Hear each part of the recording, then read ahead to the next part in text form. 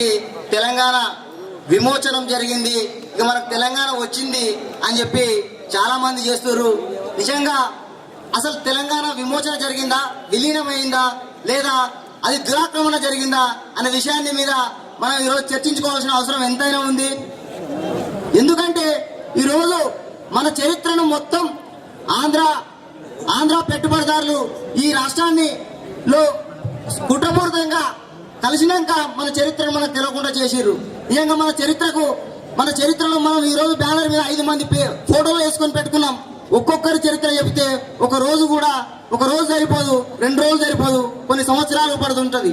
వాళ్ళ ప్రాణత్యాగాలు ఎందుకు చేసిర్రో వాళ్ళు నిజంగా ఈ రోజు మనం తెలంగాణ విమోచన జరిగి ఉంటే వాళ్ళ త్యాగాలు చేయాల్సిన అవసరం లేదు.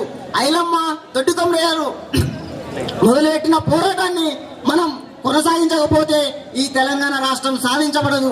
ఎందుకంటే రాజకీయ నాయకులు ఎప్పుడు కూడా వాళ్ళ స్వార్థాల చుట్టూ తెలంగాణ ఉద్యమాన్ని, తెలంగాణ మాటలు కూడా వాళ్ళే పెట్టుబడిగా మార్చుకొని ఎన్నికల చుట్టూ తింపుతుంటారు.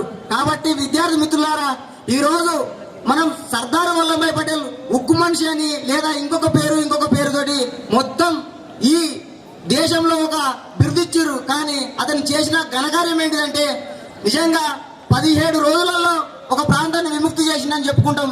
నిజంగా 2 సంవత్సరాలు అంటే 1946లో ప్రజలు మొత్తం తిరుగుబాటు సాయుధ రైతాంగ పోరాటాన్ని మొదలు పెడితే ఆ పోరాటంతో బెంబలెత్తిన నిజాం ప్రభుత్వం ఇక మేము తోక ముడ్చకుండా వెళ్ళిపోమని చెప్తే మొత్తం నిజాం ప్రభువుకు ఆ రోజున్న భారత సైన్యానికి, భారత ప్రభుత్వానికి ఒక మధ్యవర్తిత్వాన్ని లాగా ఒక అండర్స్టాండింగ్ తోటి మాత్రమే సెప్టెంబర్ 17 అనే విద్రోహపూరితంగా ఒక దురాక్రమం మాత్రమే జరిగింది.